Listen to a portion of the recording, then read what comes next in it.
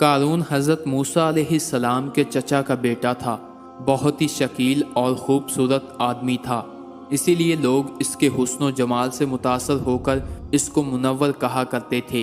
اس کے ساتھ ساتھ اس میں یہ کمال بھی تھا کہ وہ بنی اسرائیل میں تورات کا بہت بڑا عالم اور بہت ہی با اخلاق انسان تھا، اور لوگ اس کا بہت ہی ادب و احترام کرتے تھے۔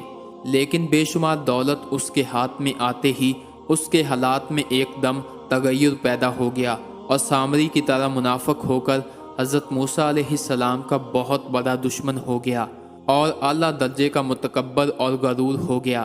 جب زکوٰۃ کا حکم نازل ہوا تو اس نے حضرت موسیٰ علیہ السلام کے روبرو یہ عہد کیا کہ وہ اپنے تمام مالوں میں سے 1000واں حصہ زکوٰۃ نکالے گا، مگر جب اس نے مالوں کا حساب لگایا تو ایک بہت بڑی رقم زکوٰۃ کی نکلی۔ یہ دیکھ کر اس پر ایک دم حرص و بخل کا بھوت سوار ہو گیا، اور نہ صرف یہ زکوٰۃ کا منکر ہوا بلکہ عام طور پر بنی اسرائیل کو بہکانے لگا کہ حضرت موسیٰ علیہ السلام اس بہانے تمہارے مالوں کو لینا چاہتے ہیں۔ یہاں تک کہ قارون حضرت موسیٰ علیہ السلام سے لوگوں کو برگشتہ کرنے کے لیے اس خبیث نے یہ گندی اور گنونی چال چلی کہ ایک عورت کو بہت زیادہ مال و دولت دے کر آمادہ کر لیا کہ وہ آپ پر بدکاری کا الزام لگائے۔ چنانچہ عین اسی وقت جب کہ حضرت موسیٰ علیہ السلام واز فرما رہے تھے، قارون نے آپ کو ٹوکا کہ فلانی عورت سے آپ نے بدکاری کی ہے۔ حضرت موسیٰ علیہ السلام نے فرمایا کہ اس عورت کو میرے سامنے لاؤ۔ چنانچہ وہ عورت بلائی گئی تو حضرت موسیٰ علیہ السلام نے فرمایا کہ اے عورت، اس اللہ کی قسم جس نے بنی اسرائیل کے لیے دریا کو پھاڑ دیا اور عافیت و سلامتی کے ساتھ دریا پار کرا کر فرعون سے نجات دی، سچ سچ بتاؤ کہ واقعہ کیا ہے۔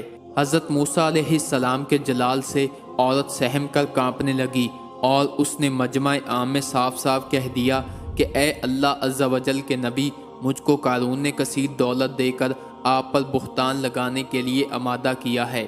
اس وقت حضرت موسیٰ علیہ السلام آبدیدہ ہو کر سجدہ شکر میں گر پڑے، اور بحالت سجدہ آپ نے یہ دعا مانگی کہ یا اللہ، قارون پر اپنا قہر و غضب نازل فرما دے۔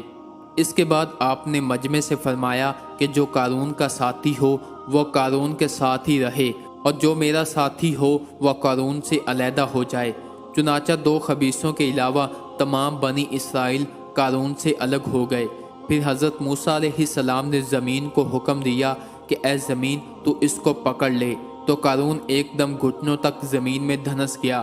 پھر آپ نے دوبارہ زمین سے یہی فرمایا تو وہ کمر تک زمین میں دھنس گیا۔ یہ دیکھ کر قارون رونے لگا اور بلبلانے لگا اور قرابت اور رشتہ داری کا واسطہ دینے لگا، مگر آپ نے نظر انداز کر دیا، یہاں تک کہ وہ بالکل زمین میں دھنس گیا۔ 2 منحوس آدمی جو قارون کے ساتھی ہوئے تھے لوگوں سے کہنے لگے کہ حضرت موسیٰ علیہ السلام نے قارون کو اس لیے دھنسا دیا تاکہ قارون کے مکان اور اس کے خزانوں پر خود قبضہ کر لے۔ تو آپ نے اللہ تعالیٰ سے دعا مانگی کہ قارون کا مکان اور خزانہ بھی زمین میں دنس جائے۔ چنانچہ قارون کا مکان جو سونے کا تھا اور اس کا سارا خزانہ سبھی زمین میں دھنس گیا۔ قارون نے اپنے مال کے گھمنڈ میں حضرت موسیٰ علیہ السلام کی نصیحت کو ٹھکرا دیا اور خوب تکبر کرنے لگا، اور قوم کے سامنے آیا تو حضرت موسیٰ علیہ السلام کی بدگوئی اور ایذا رسانی کرنے لگا۔ اس کا نتیجہ کیا ہوا آپ نے اس ویڈیو میں دیکھا کہ قارون اپنے خزانے سمیت زمین میں دھنسا دیا گیا۔